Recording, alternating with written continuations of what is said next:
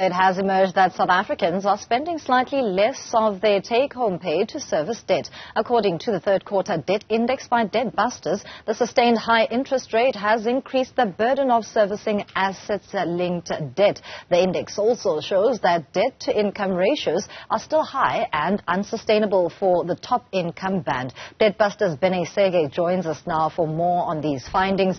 Good morning to you, Benay. Not a good picture of the South African consumer. Let's talk about the spending that has now taken a dip due to servicing debt. Yeah, I think the picture has been consistent for the last while, and I think we probably see it a bit differently. We see that South Africans are actually becoming proactive about addressing the debt management as hopefully an important first step towards good credit. And I think we have to understand that there's been a lot of pressures, as you know, and as your previous stories also highlighted earlier this morning. There's been a lot of pressures on the consumer, particularly driven by three things. One is that interest rates have kept increasing, and we see that the evidence of this is the unsecured debt in terms of, the average interest rates people are charged is about 25.5%. The second driver is the inflation. As we know, that has tapered somewhat, but still important. And the third one, which is quite significant, is that incomes have not risen to keep up with the inflation and the interest rate increases. And on top of this, we've also had severe lockdowns in 2020 and 2021, which has really impacted particular segments of the economy, particularly tourism, retail, hospitality, and so on. And I think you get to the picture that many more of our consumers, who are particularly those who borrowed for the first time to finance a vehicle or finance a home, and we're seeing a lot of them. They're actually seeking help with the professionals. And I think, in my view, it's a path to becoming healthier financially. And that's the positive, but let's also debunk the notion of a high debt burden. The impact on a South African consumer, as well as the stress and the risk that it poses an individual in that situation. Talk us through exactly what that looks like. Yeah, absolutely.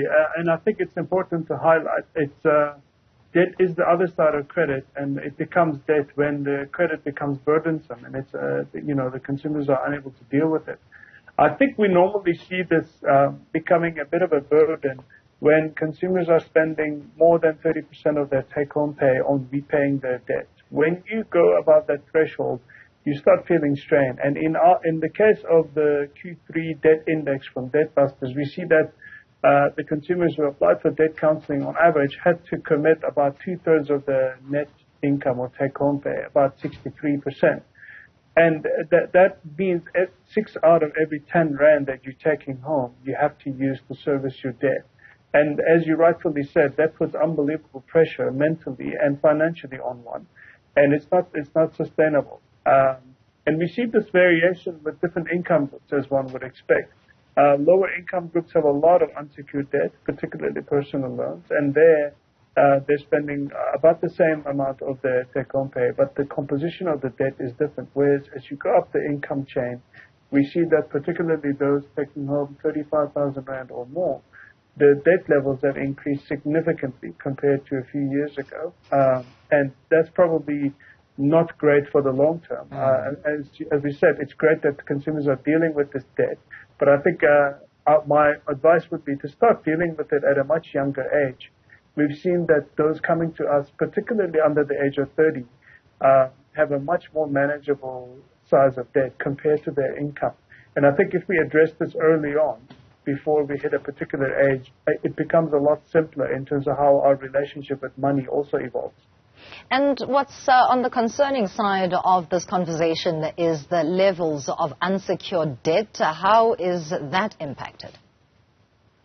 Yeah, that is probably one of the biggest impacts. And as we said before, inflation and interest rate increases have really, combining with the lack of income increase, have really pushed consumers to find other avenues to expand their income. And the number one way they go with is personal loans. As we point out in our report, about 96% of the applicants who came to us had a personal loan of various sizes. And what this means is that the average unsecured debt compared to a few years ago is about 21% higher, where the incomes have been more or less flat, meaning we're basically supplementing the shortfalls in our incomes with expensive unsecured debt. And as we pointed out before, the average interest rate for what we see in that unsecured debt is about 25.5%. If we jog our memories a few years back to 2020, that was 20.9% per annum. And that's a significant increase in terms of the interest rates, meaning we're spending more of our income, essentially paying back interest. And I think that's the one we have to deal with. Let's deal with the unsecured debt immediately. And I think our lives become easier once we do that. Lastly, Benay, is this trend expected to continue? I'm already seeing reports that it's unlikely to be a Black Friday with too much spending as well as the festive season. Yeah, I think consumers are under a lot of strain, and we keep giving the message to be careful when you're spending money on it. It's been a hard year. We do expect the trend to continue because higher interest rates are putting a lot of first-time borrowers, particularly the younger generation between the ages of 30 to 35, under severe pressure, particularly those who have financed their vehicles and their homes for the first time. Now they have to pay several thousand rand more than they did when they first financed those assets. And I think particularly for them, we really feel for them. I think we have to be careful because just after the festive season, we also have a new year, which generally come with increases in terms of rents, increases in terms of insurance payments, school fees, and all of that. So we have to consider all of those things, I think, as we go into the festive season. And I'm afraid to say I think we're expecting a similar trend going into next year. Thank you so much for your input. Benay Sager is with DebtBusters this morning, talking us through the organization's debt index, painting a dim picture of the outlook with regards to South Africa's spending.